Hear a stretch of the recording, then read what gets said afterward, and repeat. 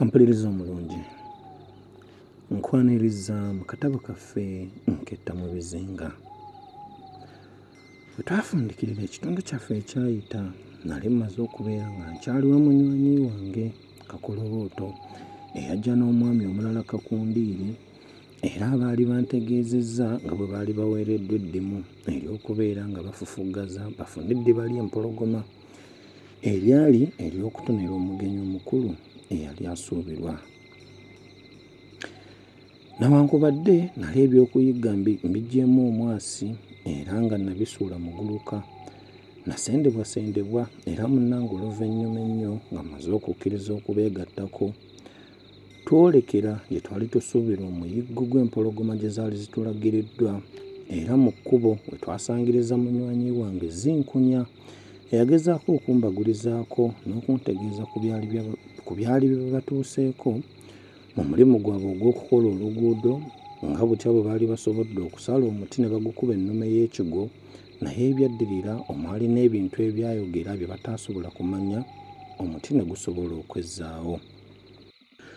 Omugoba ye yasobola okubeera ng'eggaali zaffe azitusuulira awo, n'asobola okweggyawo, newankubadde yali tasobodde kuntegeeza ddi lwali tudduukirira nawa waalitusanga omulimu bwe gulibanga guwedde. Nkwaniriza mu kitundu kyaffe ekyokubiri eky'essuula empologoma enneekuusaako.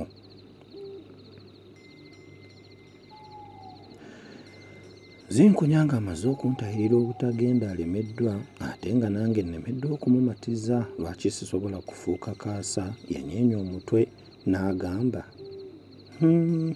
kale genda naye. Ebyo we yabikomya. Bwe yamala okutulagirira ekikubo ekinaatutuusa ku mugiini mayiro nga 15 okuva awo, n'atusiibula. Twebagala obugaali bwaffe era ye n'atuwerekeza amaaso okutuusa lwe twavuunuka olusozi, kubanga nze buli lwe natunulanga emabega nga mulengera atutunuulidde. Obudde buba buwungeera ne tutuuka ku mugiini.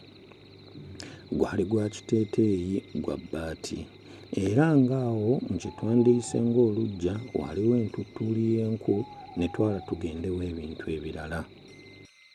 Tetwabandaaza nga tujagajjiza kkufu lye twatta nga tugenda, era nga tubandagaza na mino gy'amatooke egy'okuliirako, naye obutakulimbamu byajjiira ku lusajjasajja, anti nga ku buli ludda owulira kuwuluguma kwa mpologoma ate nga kujja kusembera.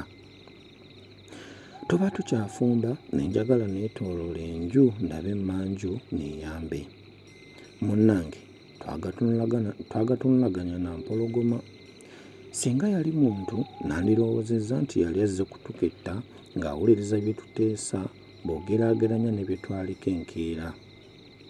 Naye ku luno ginnange teyali mbi, yeesoobolola bulungi nga yeeyokya nsiko. Ku ssaawa nga 2 ez'ekiro twali twamaze dda okulya, oluggi tulusibye era tukoomekedde, tukomeseeko agasikinya g'ebisiki tuwujjaddeko. Mutumbi wakati nawo wamuka mu tulo, era olw'okuwulira okufugula n'okuŋaŋala nasuuliza eriiso mu muwogo ogwali mu luggi. Kye nalaba tekyewewula ku birowoozo byange enkumu wadde okukeeya kukweŋŋeeterwa kw'emmeeme, era nafuukirawo wa mume. Empologoma nga 10 zaali ziguluka zitugukawo mu luggya, zidduka ekijjama ate nga bwe zirumagana emikira ng'embwa. Obutakulimbamu n'ow'ekisanja ng'akuma ebibira n'azibiriramu, naye otulo twanyaamuka era n'entemeza ddala bukofu obudde cce. Enkya twatunuulira enkuuka mwe yabadde nga gaseebuukuule gasamba endigotto, naye nga mwe gaasimbanga agaala mpozzi nga geetugga gabuuka geebonga nga bamala bumaze obutakuleka luviiri ku kawompo. Bwe twamala okumiringusa ekibaka nga tutagala dde ak'enkya akaffe akaali ak'embwabwabwa, twayambalagana n'ogwatutwala. Twanoonya empologoma okumala essaawa nga 3 nnamba, naye nga bwe tuzikubangako ekimunye wadde okuziwulira nga ziyana. naye awo nga ku ssaawa 5 ne bafumbukula amaloboozi gaazo ng'ezaali zimaze okwekubaana. Kumpi ng'owulira okuwuluguma n'okutokota kwazo okuva ku buli kasaka akaali keetoolodde awo. Kyokka newankubadde nga twawenja mu buli kasaka amaloboozi mwe gaafulumanga nga tugenda tukwebera, tetwalaba ku mpologoma wabula okusanga enfu obufeezi buguma mwe zibadde zeeweegyese. Obusaka obusinga obungi bwalinganga bwetooloddwa obuddo bwa nkwebe, naye nga tetulaba mpologoma bwe ziva mu busaka oba zeemululanga zitya oba zitya. Ekyo kyanfuukira kikkokko na guno gujjwa. Ku ssaawa nga 9 nga njidde buteefe era nsigazza kalimi nawummulako mu kasiikirize kaakati akaali mu kibangirizi ky'obudde obumpi ddala, nga bannange bakyasaggula mu busaka obwali ku kasozisozi. Natuula mabwa nga neesigamya akati era busagwa ne ngisimba wakati w'ebisinziiro byange neeyambuka ku kibegaabega. Naserebeza ku nkuufiira ne nsiikiriza katono mu maaso gange. Otulo mutugweko awo we twanzibira. Nga ndi mu matansajjire nawulira ng'aloota okufuguma kw'empologoma era nawo wamuka. Omukono gwaggukira ku busagwa we yali esuubirwa okubeera. Naye ntunuulira ondabe bwe nkupula amaaso n'okutunula ebikalu ng'engalo ziwammantawo, naye nga lya mpiki busagwa njabulidde. Ate ng'awo nga mu yaadi 10 weesimbyewo seppotwe kaguugu w'empologoma enjigesa 2 yeekomba ate nga bwetenga omukira. Otulo twanyaamuka n'ekyokukola kyambula, anti n'ebirowoozo binsenguse. Bwe ntyo ne nindirira kuwayana b'emagombe. Empologoma yasiikuula enfuufu n'etinkula n'ebisubisubi ng'eringa enkubako entiisa nti, "Tiisa, tiisa, tiisa Kawojjolo." Ebisasiro n'enfuufu nga bikyatimbyawo wonna mu maaso gange, seppotwe yeeviirawo era bigenda okukka nga mulengera akyanyaamuuka agenda aggwerayo ku ntikko y'akasozi kumpi ddala ne bannange bwe baatutunukira oluvannyumako, kyokka nga tebamulabye. Nga nzizeemu omwoyo n'okutegeera ntegedde nti Lugaba yali akyambisseeko obusubi, namagamaga obusagwa gye yali yeekesezza. Ekyokwewuunya nagisangira ddala awo empologoma we yali we yayimirira ng'ekula. Osanga nakuli ku byo kwennyini kwe yayimirira ng'ensoomooza. Nga bannange bakomyewo obuggo nabyo bookya byendabye n'ebimbaddeko, kyokka tebanzikiriza n'akatono, baddamu kukuba bulatti nti ndowooza mbadde ndoota buloosi. Bwe nagezaako okubalaga empologoma w'ebadde nga Kakoloboota agamba nti ye ebigere ebyo yali abirabye nga bagenda. Nalaba nfuuyira ndiga ddenge nga neesirikira. Kyokka nanyiiga muli kubanga bo ng'abayizi baali bateekwa buteekwa okumanya ebigere ebisu. Bwe baamala okuweerako katono, Kakolobooto n'agenda okutunonerayo ku tuzzi eyo gye baali bagagwikiriza nga baleguka. Nga wayiseewo akaseera kasirikiitu ddala, twamulengera ng'ajja atinattina bw'asirituka bw'akebuka emabega olunywe. Twapakula emmundu zaffe wansi ne tudduka nga tugenda okumusisinkana. Bwe twamutuukako n'atandika okutujabulirajabulira mu bimubaddeko nga bw'awejjawejja ate bw'amagamaga. Bwe biba biteeberezebwa byali bwe biti. Yali yeesulisaase n'amazzi n'alaba ekisiikirize ky'empologoma nga yeekomba ate yeeteeze ng'egenda okumubuukira, nti naye oluvannyuma mpozi yavumbula nga teemutuukeko, kwe kutandika okwebuga waggulu ku njazi ezaali zeetoolodde ekiyanjayanja ng'eringa enoonyaawo okukkira.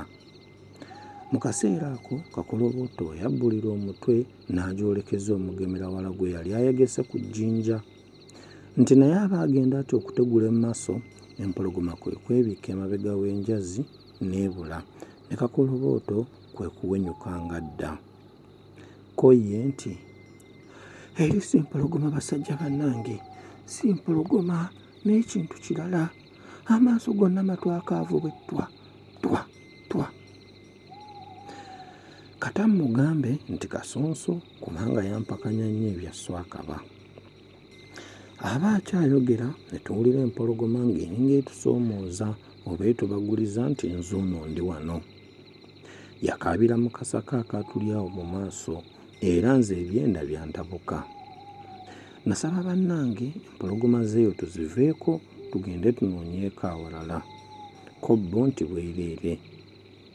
Twali tukooye olw'okupakuka ate nga n'obudde butulekawo. Bwe ntyo bannange bwe baateesa tugirumbe nange nezzaamu olusajjasajja ne nzikiriza. Nga tusemberedde akasaka, Kakundiiri yategeka buli omu ayingirire wawe nti kubanga bwe tutaakoole bwe tutyo empologoma yali ejja kutwemululako ne ku luno tukotokere buwa.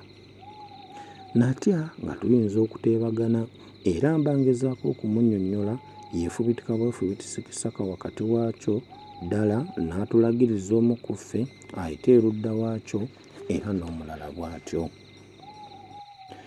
Nga tumaze okumuwomeka amaaso nga ggwerayo era n'okutunulaganako twayawukana. Mba ntambuddeko akabanga ngenda okuwulira ng'omusinde gw'emmundu guggumuse mu kisaka ko ogwokubiri n'ogwokusatu n'ogwokuna. Natebaateba nga mbondabonda ndaga mu maaso. Eyo bwe nabulwayo omuwazi mwe neevumbikira mu kisaka ate ne ntebaateba nga ndaga emabega. Bwe natuuka Kakundiiri we yasenserera nange kwe kweyokya olunnabe namuzisa w'akasaka. Nga nziguse mu keereereza akaali mu masekkati g'ekisaka amaaso gange gaagwa ku kikangawo eky'ekitalo. Okukuba ku Kakundiiri eriiso limu liti kyammala bumaze okutegeera nga yali takyaddayo kuteganya bafumba. Omumiro gwonna gwali gugajambuddwa era nga gufaanana ng'ogusaliddwa n'akambe akafuuye oba akajja akatatuze bulungi. Yafa ng'agudde bugazi azibiridde. Emmundu ye yali egudde emwesambyeko era okumwetooloola waali wagudumaddewo emitulumbi gy'empologoma ng'ena. Nakutama nnonde emmundu ye naye ngenda okulaba ng'obutiiti tebunyeenya bwesega era tewaayita kaseera nga twagasimbaganye dda n'omuguuno gw'empologoma. Ampuliriza omulungi, nzikiriza olwakadde akatuliiridde empiiga tetugenda kusobola kusukkawo wano. Tusisinkane mu kitundu ekinaagoberera.